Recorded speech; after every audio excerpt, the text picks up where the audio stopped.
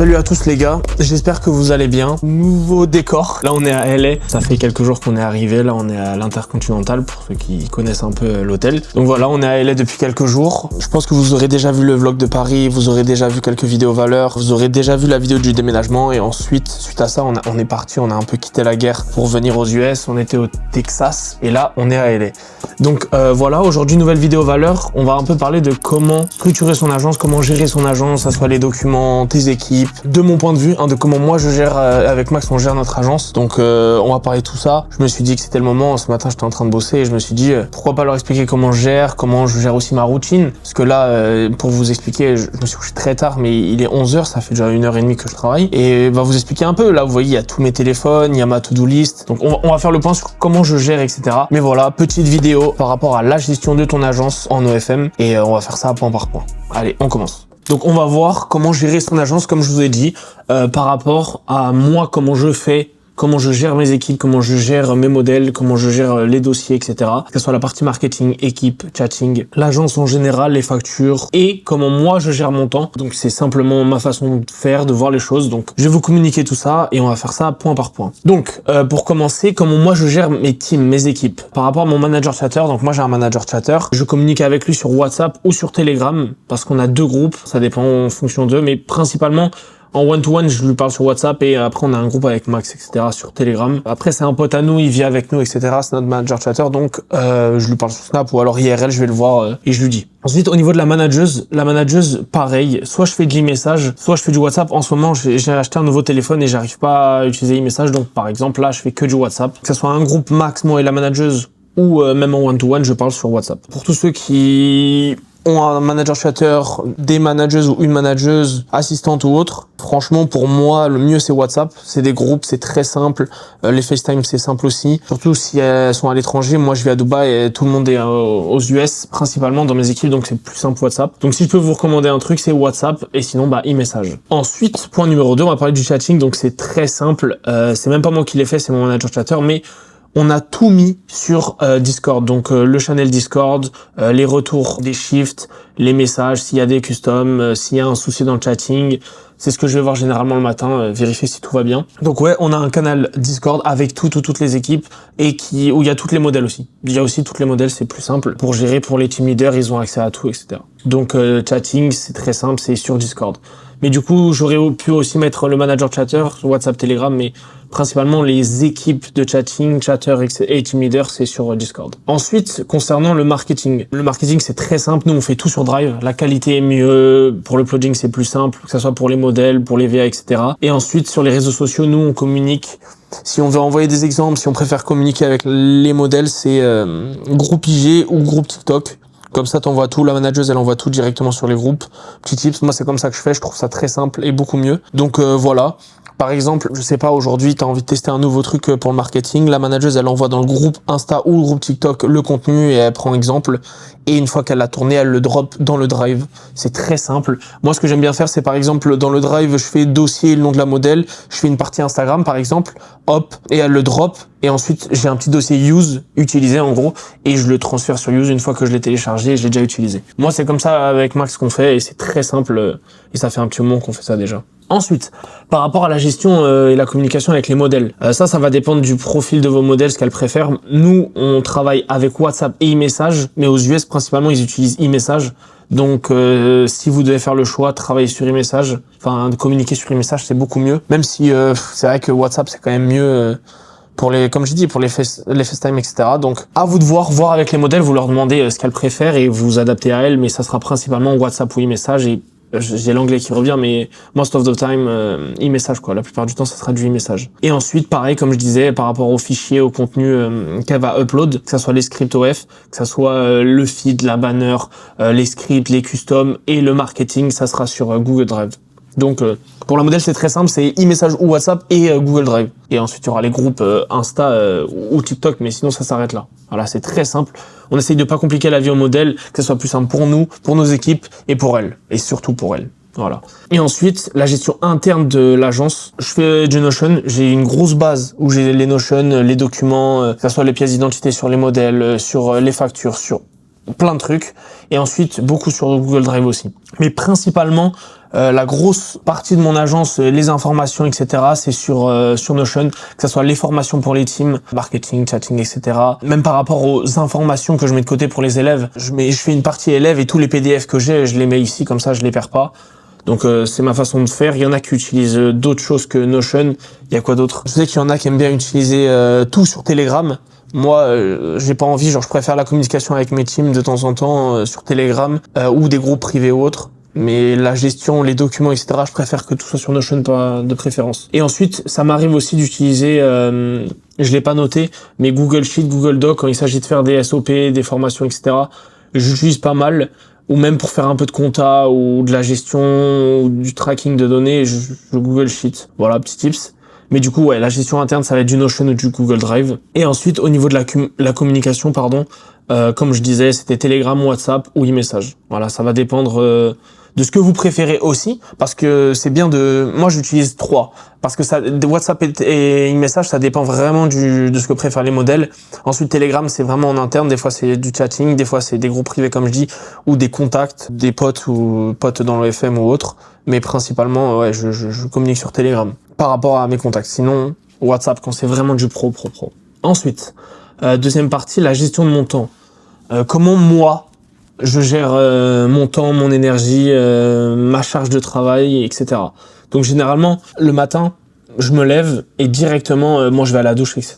Je préfère, ça me réveille, ça me booste. Café, voilà, très important. Et ensuite, je regarde tout. Donc je vais sur Inflow, je regarde les chiffres, je regarde les subs, je regarde s'il n'y a pas eu de soucis, je vais voir sur le Discord s'il y a eu des soucis de chatting. Et ensuite, je vais voir le marketing, je vais sur tous les comptes Insta et je vais regarder s'il n'y a pas eu de soucis, si les datas sont OK. Voilà, et ensuite, je fais un plan de ma to-do list, je regarde un peu ce que j'ai à faire, ce que j'ai peut-être oublié la veille, ce que j'ai à refaire ou à revoir. Je préfère tout écrire. Il y en a qui aiment pas du tout, il y en a qui font... Moi, je fais aussi du note ou alors du rappel, l'application rappel sur iPhone. Mais sinon, moi, je préfère écrire, je sais pas, j'ai l'impression de mieux retenir et je préfère. Donc, un petit tip, s'il y en a qui ont besoin, pensez à écrire, ça aide. Et ensuite, ça dépend. Là, par exemple, je suis à LA, ça m'arrange d'aller à la salle juste après. Donc, avant le déjeuner, je vais à la salle et après, je déjeune. Ou alors, je fais des appels, vu qu'il y a quand même un décalage. Les appels avec les élèves ou autres, généralement, je les fais juste avant le déjeuner, après la salle. Mais quand je suis à Dubaï, je déjeune. Ensuite, l'après-midi, je fais le point sur...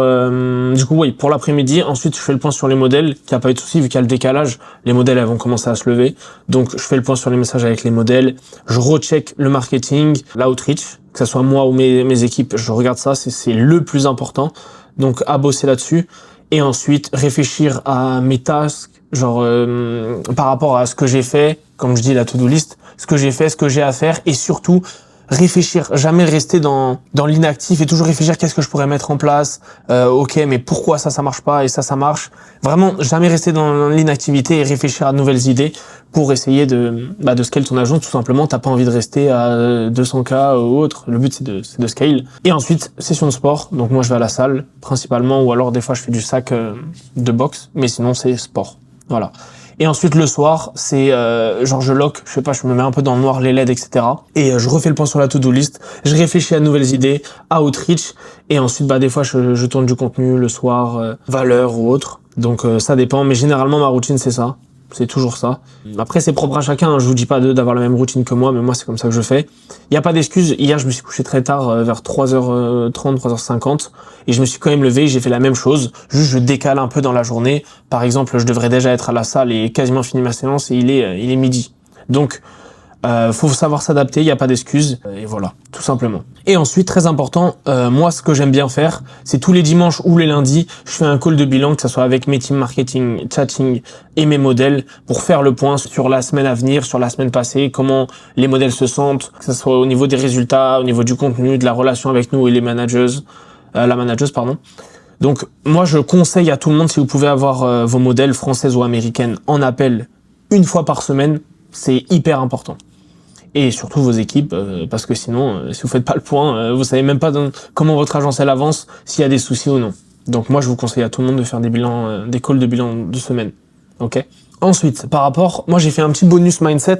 Je trouve que c'est hyper important d'en parler. Je trouve qu'il y en a beaucoup qui sous-estiment le fait de mettre en avant l'entrepreneur que tu es et que tu vas devenir, plutôt que ton agence, etc. Parce que ton travail et tes performances sont le reflet de ta personne, de ma façon de voir les choses. Donc, en numéro 1, j'ai mis en gros coupe les réseaux et trouve ta routine. Ce que je veux dire, c'est que arrête de copier la journée des autres. Ce qui marche pour eux ne marche pas forcément pour toi. Teste, ajuste et construis ta routine. La routine qui te correspond. C'est ce que je disais au début de la vidéo, c'est que moi, ma routine, elle me convient à moi, peut-être qu'elle va pas te convenir. Ça dépend vraiment, c'est du personnalisé, ça va dépendre de vous, de comment vous êtes efficace. Peut-être vous êtes plus efficace le matin, donc levez-vous tôt, ou alors le soir, se mettre dans le noir, etc. Je sais que Maxime, il adore bosser complètement dans le noir. Moi, je peux pas, il faut un peu de lumière, etc.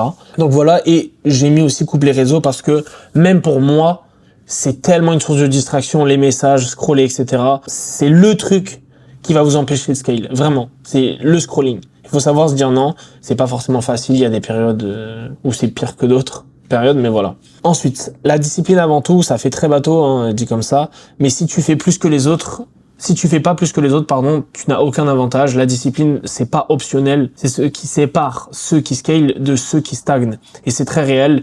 Comment tu veux vouloir dépasser quelqu'un? T'es ici, t'es pas discipliné, tu travailles dans les jours où t'es motivé, tu travailles pas trop dans les jours où tu l'es moins. Et le gars discipliné, il show up tous les jours. Tout le temps, tout le temps. Forcément que le mec discipliné, il va avancer plus que toi. Malgré tout. C'est comme ça soit dans le sport, dans le business, peu importe, ça sera toujours comme ça, c'est la règle. De ma façon de voir les choses, ne néglige jamais le sport, c'est ma façon de voir. Ton corps, c'est ton outil de travail, ton esprit. Un esprit performant vit dans un corps performant. Le sport, c'est pas du temps perdu, comme beaucoup le pensent, c'est vraiment pas du temps perdu, c'est un investissement direct dans ta productivité.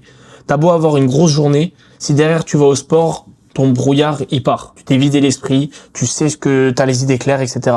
Et je pense qu'aller au sport tous les jours, tu peux trouver, un débutant 30-45 minutes à aller à la salle ou faire un autre sport ou aller courir une demi-heure. Il faut pas négliger ton sport de la journée, je pense, pour ton équilibre mental, pour ton corps, ton bien-être, tu vas te sentir mieux. C'est non négociable. Ensuite, gère ton temps et ton énergie. Le temps seul ne suffit pas. Apprends à bosser quand t'es au max de ton énergie et à te reposer quand t'es à plat. Alors, on va en parler, mais tout le monde est différent, adapte ta journée à toi. Ce que je veux dire, c'est que moi, quand j'ai commencé, j'étais en mode, non, jamais je me repose, je travaille. Mais c'est contre-productif et vous allez l'apprendre au fur et à mesure. Si tu t'arrêtes jamais, et imaginons, je sais pas, moi en ce moment, je me lève tôt, je travaille à fond, je vais à la salle, je mange, je fais des calls et j'ai pas arrêté pendant genre 6 heures. Bah, ça m'arrive, il est 14 heures, j'ai un coup de mou. Eh ben, tu fais 20 minutes de sieste, pas plus. Pas plus, je dirais 25 minutes de sieste. Parfait pour récupérer, pour que ton corps et ton esprit récupèrent. Et ensuite, tu repars. 20-25 minutes, c'est quoi dans ta journée si derrière tu charbonnes à fond? Il n'y a pas d'excuse. Moi, je pense que c'est toujours bien d'avoir un cut par rapport à ça. J'étais pas du tout comme ça. Mais au final, si tu luttes toute la journée, bah, t'auras peut-être pas fait tes 20 minutes de sieste, par exemple, hein. Et au final, bah, tu vas être KO et tu vas être contre-productif, tu vas mal bosser, tu vas mal réfléchir. Donc, réfléchissez à tout ça. Chacun gère son temps et son énergie comme il veut, hein, mais voilà, moi, je vous dis un advice, ma façon de voir les choses. Et ensuite, 5e point qui se rallie, c'est savoir se relâcher. Bosser non-stop, c'est pas un flex, c'est un burn-out programmé. Bon, ça, c'est un peu... exagéré, mais c'est vrai en soi. Savoir décrocher, recharger et revenir plus fort, c'est une compétence à part entière. En gros, si jamais tu travailles toute la journée non-stop sans t'arrêter, t'as forcément un moment où tu vas pas travailler correctement, où tu vas avoir l'esprit pas assez clair, et ça sera contre-productif comme je disais juste avant. Donc faut savoir aussi stop, aller marcher, aller boire un coup, je sais pas, tu descends au café, tu vas prendre un café, et ça te permet de te relâcher et d'avoir l'esprit clair. Et ensuite, point numéro 6, avancer et ne pas tourner en rond. Chaque jour, mets en place quelque chose de concret qui te rapproche de ton objectif. Pas juste faire ta to-do list et faire pour faire. Ça sert à rien, tu vas pas avancer réellement et tu vas juste te dire OK, j'ai fait ma to-do list, c'est bon, j'ai fait ma journée. Non, tu fais tes tasks, ta to-do list, c'est des choses à faire juste pour avancer un petit peu, mais c'est pas les nouvelles choses à mettre en place. Donc chaque jour, chaque action doit avoir un impact réel sur demain, sur ton agence. Un pas en avant tous les jours, c'est ce qui construit une agence, pas l'agitation et se précipiter. Donc, comprenez ce que je veux dire. C'est bien de faire sa to-do list, c'est le minimum. C'est le minimum de faire sa to-do list. Mais maintenant, qu'est-ce que je peux mettre en place pour avancer? Qu'est-ce qui est concret, par exemple, dans ta to-do list quand tu la notes? Qu'est-ce que tu vas mettre au top de ta to-do list en mode, OK, ça va vraiment faire la différence sur ma journée. Ça peut être l'outreach, ça peut être, je sais pas, closing model, etc. Mais c'est surtout ça. Ensuite, le momentum. Donc ça, c'est hyper important à ne pas négliger le momentum, c'est une fois que t'es lancé, ne t'arrête pas. Le momentum se construit dans la durée, une pause trop longue et tu repars de zéro. Garde le rythme, même les mauvais jours. Ce que je veux dire, c'est que le momentum, souvent, quand tu commences le business et que t'as pas forcément le bon mindset, tu vas commencer à avoir un momentum, faire des chiffres, un bon marketing, petit chatter qui tu vas avoir l'impression qu'ils vont être bons et que tu vas commencer à scale. Mais c'est justement à ce moment-là où il faut pas se relâcher, se dire ok je vais profiter, ça commence à bien tourner. Non, justement, tu retravailles encore plus et c'est là que le momentum il va continuer. Parce qu'au final, il y aura des moments de baisse, c'est impossible que ça stagne comme ça ou comme ça. Faut continuer à travailler et le plus important c'est de show up même les jours où ça va mal et c'est justement ce qui va faire la différence parce que les jours où ça va mal comparé à quelqu'un qui va rien faire, il va se dire ok ouais on verra ça plus tard, à quelqu'un qui va show up le jour où c'est compliqué, bah il va avancer derrière toi et en plus de ça, s'il continue à travailler sur une période de momentum, faut voir le cardio pour suivre quoi. Et du coup pour conclure, le mindset pour moi c'est la base de tout en tant qu'entrepreneur surtout. Sans les bonnes fondations dans ta tête, aucune strat ne tient. Travaille toi autant que tu travailles sur ton business. C'est très bateau, mais imaginez qu'on travaille dans l'OFM, on travaille avec des filles qui, sur les pires moments de votre expérience avec une modèle, ça peut être une mauvaise journée, ça peut être... En fait, ce que je veux dire, c'est que ça revient sur le mindset et sur l'état d'esprit. La fille, elle peut avoir un bad mood, ça part de là. Et au final, bah, votre business, il dépend de ça. Et surtout sur vous. Parce que comme j'ai parlé de tous ces aspects, le scrolling, la discipline, aller au sport, gérer son temps et son énergie, show up les jours où t'en as pas envie, toujours continuer à travailler, même en période de momentum, tout ça, c'est que du mindset. Tout ça, ça part de là-dedans. Et au final, c'est ce qui va te permettre de te faire la différence sur ta façon de parler au modèle, ta façon de gérer ton énergie et ton humeur, ta façon de gérer ton partenariat, de comment parler et gérer ton temps avec ton associé. C'est des trucs comme ça qui font partie de la vie et je pense, en tant qu'entrepreneur, à ne pas négliger. Le mindset, ça va être le reflet des résultats de ton agence aussi. Donc voilà, à ne pas négliger. C'est la fin de cette vidéo sur comment gérer son agence. On a fait le point sur les teams, le chatting, le marketing, les modèles, la gestion de ton agence en général, la gestion de mon temps, voilà. Et ensuite, tout ce qui concerne le mindset. Si jamais vous avez des questions, toujours, encore une fois, n'hésitez pas. Envoyez-moi un DM sur Insta, itspablo.fm ou maximo.fm. On sera là pour vous répondre. Peu importe la question, que ce soit sur le chatting, sur comment gérer ton agence, sur le marketing, le recrutement de modèle, l'outreach ou autre, venez nous DM, c'est avec grand plaisir qu'on va vous répondre. Et voilà, hein. On se retrouve, je pense, pour une prochaine vidéo. Je pense, après celle-là, ça sera un vlog au State. Sinon, bah cette vidéo sera sortie après, donc à voir. Mais voilà.